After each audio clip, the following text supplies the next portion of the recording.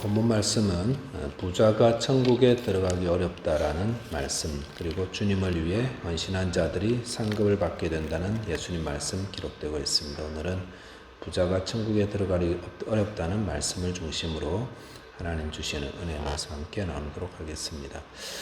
첫째로 묵상할 내용은 부자는 천국에 들어가기 어렵다라는 내용의 말씀입니다. 본문 23절에 보시면은 예수께서 제자들에게 이르시되 내가 진실로 너희에게 이르노니 부자는 천국에 들어가기가 어려우니라 라고 하였습니다. 예수님이 말씀을 하시면서 내가 진실로 너희에게 이르노니 라고 하셨습니다.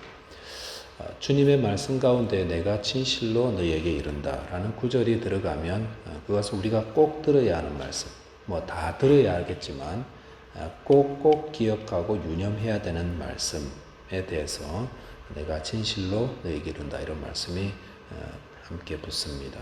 그래서 본문을 다시 본다면은 우리가 꼭 기억해야 될 것은 부자는 천국에 들어가기가 어렵다 사실입니다. 우리가 꼭 기억할 것, 부자는 천국에 들어가기가 어렵다. 예수님이 말씀하신 것은 어제 본문에서 예수님을 찾아왔던 부자 청년 때문이었던 것 같습니다. 이 부자 청년이 어려서부터 하나님의 계명을 철저하게 지켰는데 자기가 그런 생각한 거죠. 이렇게 하면 영생을 얻겠다라고 막연히 생각했고, 또 바리새인들과 당시 유대교 지도자도 그렇게 가르쳤습니다. 선한일하고 계명 잘 지키면 천국 간다고. 근데 그렇게 해서 예수님께 왔죠. 예수님께 구원의 확신을 좀 얻으려고 왔는데 예수님께서는 마지막으로 그가 가진 재물을 가난한 자들에게 다 나누어주고 너는 나를 따르라. 그렇게 하자 그 말에 덜컥 걸려버린 거죠. 그 전까지는 내가 영생을 얻는 거라면 무엇든 하겠습니다. 말씀 한마디만 해보십시오. 달리기 직전에 그런 모습이었는데 예수님 말씀 듣고는 근심이 되어가지고 슬그머니 일어나서 돌아가 버렸습니다. 무엇 때문에 영생을 위해서 무엇이든 다 포기할 것 같았던 이 청년이 근심하며 원래의 자리로 돌아가 버렸겠는가? 무엇입니까? 그의 많은 재물 때문이었다고 하였습니다. 그래서 예수님이 이 청년 돌아간 후에 주신 말씀이 부자는 천국에 들어가기가 어렵다라는 말씀을 꼭 기억해라 라는 말씀을 우리에게 주셨던 것입니다. 그리고 24절에 보시면 한 번 더 말씀하셨죠. 낙타가 바늘구멍으로 들어가는 비유를 통해서 그것보다 훨씬 더 어려운 게 부자가 천국에 들어가기 어려운 거다. 이렇게 다시 한번 강조하셨습니다. 무엇을 말씀해 주신다고요? 부자는 천국에 들어가기가 어렵다라는 사실. 그런데 이 말씀을 지금 예수님 누구에게 하고 있습니까? 부자들 모아놓고 하신 것이 아니라 예수님을 따르는 제자들에게 하신 말씀입니다. 제자들이 어떤 사람들입니까? 예수님을 따르기 위해서 자신의 모든 것을 다 버린 사람들입니다. 그런 사람들에게 예수님이 이 말씀하신 이유가 무엇일까요?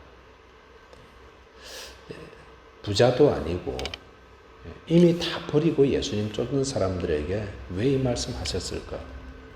그것은 비록 예수님을 따르기 위해 다 버린 사람이라 할지라도 그들의 마음에 부자가 되려는 재물에 대한 욕심들이 다 있기 때문이 아닐까 생각합니다. 대표적인 예가 가룟유다 아니겠습니까? 지금 예수님 이 말씀하실 때 가룟유다도 그들 가운데 있었고, 가룟유다도 예수님을 계속해서 따라다녔고, 또 그다음에 전도도 했고, 또 능력도 베풀고, 예수님 말씀도 듣고 배우기도 하면서 예수님을 늘 지금 따른다고 했는데도 그의 마음에 재물에 대한 욕심을 버리지 못하고 있었던 것입니다. 그리고 그 욕심이 너무 지나쳤죠. 그의 삶 전체를 지배하고 있었죠. 근데 그거를 주님이 이런 말씀을 하실 때도 회개하지 않는 겁니다. 그러니까 나중에 은 30에 예수님을 팔아넘기다가 멸망하는 자 되고 말았습니다.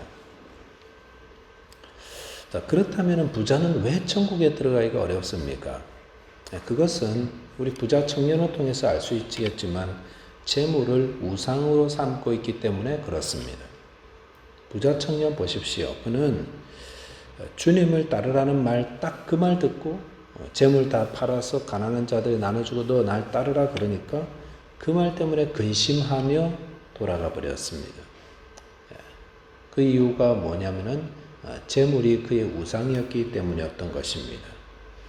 그러니까 우상을 팔아서 내가 그동안 의지하고 우상이라는 게 뭐죠? 나를 보호해주고 나에게 안전을 적응해주고 나를 지켜주는 하나님 이외의 대상이 그게 우상이죠. 그러니까 이 청년에게는 일평생 하나님을 믿고 섬기고 계명도 지키고 뭐 그런다고 그러는데도 사실은 돈 떨어지면 불안한 거예요. 그다음에 돈이 더 많을수록 마음에 북적해지고 든든해지고 그런 거예요. 물론 우리 다 재물이 있어야 생활에 대한 것들이 다 방편이 안정이 돼야 좀 생활이 안정이 되는 거 있습니다만 이 청년에게는 재물이 우상이었던 것입니다. 그러니까 그 많은 그 재물들 그것들 다 버리고 오직 주님만 따르라.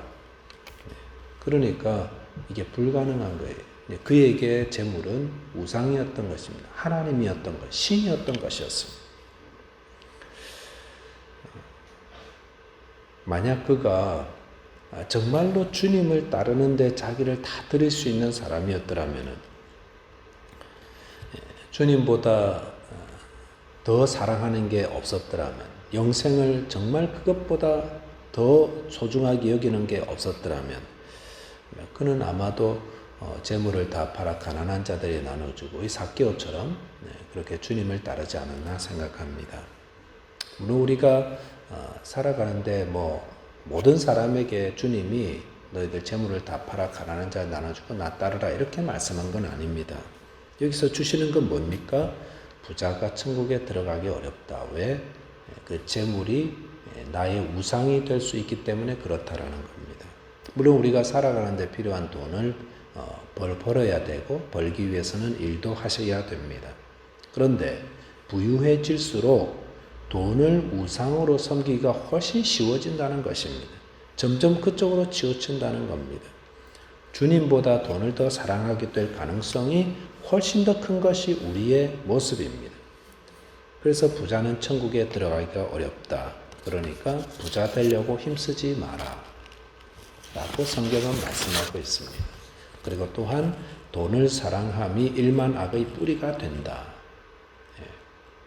다들 죽이고 빼앗고 속이고 울고 하는 게 다 대부분이 돈 때문에 그런 거 아니겠습니까?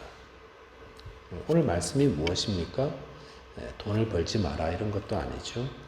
열심히 일하시고 돈을 버시고 또 그 돈을 소중히 사용하시고 하되 너무 부자가 되려고 힘쓰지 마라. 부자의 삶을 동경하지 말고 가진 바를 자족하게 여기며 오직 예수 그리스도를 통해서 주시는 은혜를 감사하며 하나님만 섬기고 하늘나라의 부자가 되라 말씀하시는 것입니다. 두 번째 그 묵상할 내용은 우리의 구원의 주체는 하나님이시다라는 겁니다. 우리의 구원의 주체는 하나님이십니다. 본문 25절에 보니까 제자들이 듣고 몹시 놀라 이르되 그렇다면 누가 구원을 얻을 수 있으리까라고 하였습니다. 부자가 천국에 들어가기 어렵다라는 말씀을 재차 강조하신 예수님 말씀 듣고 제자들이 몹시 놀랐다고 하였습니다. 왜 그렇게 놀랐는가? 그들은 부자가 아니라 빈털터리입니다. 그런데 예수님은 부자는 천국에 들어가기 어렵다. 이렇게 말씀하셨는데 그들이 다 빈털터리라면은 부자가 천국에 들어가기 어려우면 그러면 우리는 부자가 아니니까 더 쉽겠다. 이렇게 묻는 것이 타당할 건데 그렇다면은 그들은 어떻게 물었냐면 그렇다면 누가 구원을 얻을 수 있으리까? 라고 물었다는 것입니다. 그 말을 그냥 쉽게 보니까 이런 거죠. 부자들이 못 들어가면 우리는 어떻게? 이런 질문인 것입니다. 왜 부자가 못 들어가면 우리도 못 들어간다고 생각할까요? 그걸 왜 그러냐면은 당시 사람들의 생각에 부자에 대한 생각이 어떤 거냐면은 하나님께서 사랑하시고 하나님이 정말 아끼고 하는 사람들에게는 하나님이 복을 주셔서 이 땅에서 재물이 많아지고 이 땅에서 부유하게 되고 이 땅에서 강건하게 되고 이게 구약적인 복의 개념인 것입니다. 그러니까 그 말을 반대로 바꾸면은 이 땅에서 가난하게 되고 이 땅에서 병든 사람들은 하나님이 덜 사랑하는 사람이다. 이렇게 유대교 지도자들이 늘 가르쳐 왔다는 겁니다. 그렇기 때문에 하나님이 사람들을 천국에로 데려가려고 할 때에 제1순위로 데려가는 사람이 바로 부자들이다. 이렇게 생각하고 있었던 거죠. 그러니까 그런 부자들이 천국에 못 들어가면 어떻게 나머지 사람들이 천국에 갈 수가 있겠는가. 그렇기 때문에 제자들이 듣고 몹시 놀라 이르되 그렇다면 누가 구원을 얻을 수 있으리까? 이렇게 물었다는 것입니다. 이 제자들의 생각이 문제가 있죠. 당시 사람들의 생각이. 물론 그런 것들은 나중에 다시 한번 생각해 보고요. 예수님께서 그냥 구원에 대한 것, 영생에 대한 것을 다시금 정리해서 우리에게 가르쳐 주시면서 26절에 말씀하시기를 예수께서 그들을 보시며 이르시되 사람으로는 할 수 없으나 하나님으로서는 다 하실 수 있느니라 라고 하셨습니다. 예수님은 구원이라는 것이 사람으로는 할 수 없는 거다고 하셨습니다. 만약에 여기서 끝나버렸다면 우리는 정말 절망스러울 거예요. 그러나 예수님은 하나님으로서는 다 하실 수 있다라고 하셨습니다. 하나님은 부자라도 하나님을 의지하며 하나님 보낸 예수 그리스도를 믿는 자에게 천국으로 인도하시는 분이고 또 이 땅에서 저 사람만큼은 천국에 못 들어갈 거야 라고 생각되는 사람이라 할지라도 하나님이 보내신 예수님을 믿고 하나님이 나의 구원자입니다. 이렇게 의지하며 나오는 자들을 하나님으로서는 다 하실 수 있다. 이렇게 말씀하신 것입니다. 그러니까 이 사실을 알지 못하고 지금도 천국 가거나 영생을 얻기 위해서 자기 힘으로 구원 얻기 위해서 힘쓰는 사람들은 늘 어려움에 봉착하게 됩니다. 한 거 다 한 것 같은데 구원의 확신은 없는 거예요. 마치 낙타가 바늘구멍으로 들어가려고 그 앞에서 어떻게 해야 될지 안절부절하는 그런 어려움에 봉착하게 되는 것입니다. 어떤 사람들이 나의 힘으로 천국에 들어가 보려고 애쓰는 사람들. 다른 길은 없습니다. 그래서 구원의 길은 어떤 길입니까? 하나님이 주시는 은혜의 길이라는 것입니다. 에베소서 2장 8절 9절이 말씀하시죠. 너희는 그 은혜에 의하여 믿음으로 말미암아 구원을 받았으니 이것은 너희에게서 난 것이 아니요 하나님의 선물이라 행위에서 난 것이 아니니 이는 누구든지 자랑하지 못하게 함이라고 하였습니다.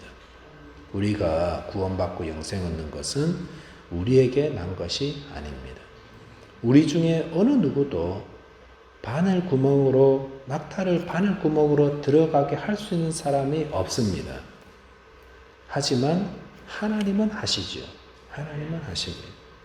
그리고 그것을 하나님은 아무 값없이 우리에게 주셨습니다. 그래서 구원은 하나님이 주시는 선물이다. 우리가 늘 하나님을 찾고 의지해야 하는 이유가 여기 있습니다. 저와 여러분께서 하나님이 보내신 구원자 예수 그리스도를 믿음으로 모두 다 구원을 얻게 되시기를 주님의 이름으로 축원드리겠습니다. 기도하겠습니다. 하나님 아버지 감사합니다. 우리는 다 부자가 되려는 그런 욕망들을 가지고 있습니다. 좀 더 많은 재물을 가지고 풍요롭게 살고 싶은 우리 안에 우상들을 가지고 있는 것을 고백하며 회개합니다. 주님, 저희들의 이런 모습으로는 절대로 하나님의 나라에 들어갈 수 없지만 이런 저희들에게 하나님 말씀을 가르쳐 주시고 또 성령을 통하여서 예수 그리스도 앞으로 인도될 수 있게 하여 주신 것을 감사합니다. 우리를 구원하실 분은 하나님이심을 고백합니다. 하나님이 보내신 구원자 예수 그리스도를 믿고 의지하고 그분 안에만 영생이 있고 구원이 있음을 믿습니다. 주님, 이 땅을 살아가면서 저희들에게 필요한 일용할 양식을 날마다 공급해 주심을 감사합니다.